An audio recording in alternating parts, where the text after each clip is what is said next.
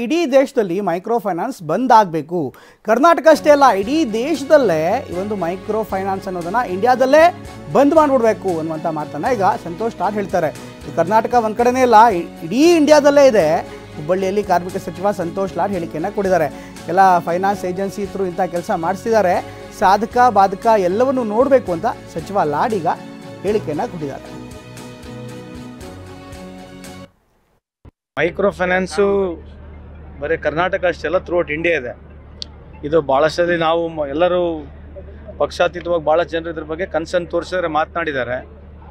ಇದು ಮಲ್ಟಿನ್ಯಾಷನಲ್ ಕಂಪ್ನಿಗಳು, ಇಂಡಿಯಾದಲ್ಲಿರ್ತಕ್ಕಂಥ ಟಾಪ್ ಕಂಪ್ನೀಸ್ಗಳು, ಆಮೇಲೆ ನಮ್ಮ ನ್ಯಾಷನಲೈಸ್ ಬ್ಯಾಂಕ್ ಕೂಡ ಇದಕ್ಕೆ ಅವ್ರೇನು ಮಾಡ್ತಾರೆ, ಕೆಲವು ಈ ಫೈನಾನ್ಸಿಸ್ ಏಜೆನ್ಸೀಸ್ಗಳಿಗೆ ಅವ್ರ ಹತ್ರ ದುಡ್ಡು ತೊಗೊಳ್ತಾರೆ. ಅಂದರೆ ಫಾರ್ ಎಕ್ಸಾಂಪಲ್ ನಾನು 5 ಕೋಟಿ ರೂಪಾಯಿ ಏನಾರ ಬೈ ಚಾನ್ಸ್ ಬ್ಯಾಂಕ್ನಾಗ ಡಿಪಾಸಿಟ್ ಕೊಟ್ಟರೆ FD ಆಗಿ, ಅದ್ರ ಮೇಲೆ 3 ಟೈಮ್ಸ್ 4 ಟೈಮ್ಸ್ ದುಡ್ಡು ಕೊಟ್ಬಿಟ್ಟು ಈ ಸ್ತ್ರೀಶಕ್ತಿ ಶ್ವಾಸಶಕ್ತಿ ಗುಂಪುಗಳಿಗೆ ಅವ್ರು ಮಾಡ್ತಕ್ಕಂಥ ಕೆಲಸ ಥ್ರೂ ನನ್ನ ಏಜೆನ್ಸಿ ಥ್ರೂ ಮಾಡ್ತಾರೆ.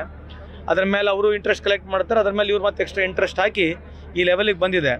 ಇದೆಲ್ಲೋ ಒಂದು ಇಡೀ ದೇಶಾದ್ಯಂತ ಇದು ಬಂದಾಗಬೇಕಂತಕ್ಕಂಥದ್ದು ನನ್ನ ವೈಯಕ್ತಿಕ ಅಭಿಪ್ರಾಯ. ಇಲ್ಲಿ ಎರಡಿದೆ, ಒಂದು ಸಾಧಕ ಬಾಧಕನೂ ನೋಡಬೇಕು.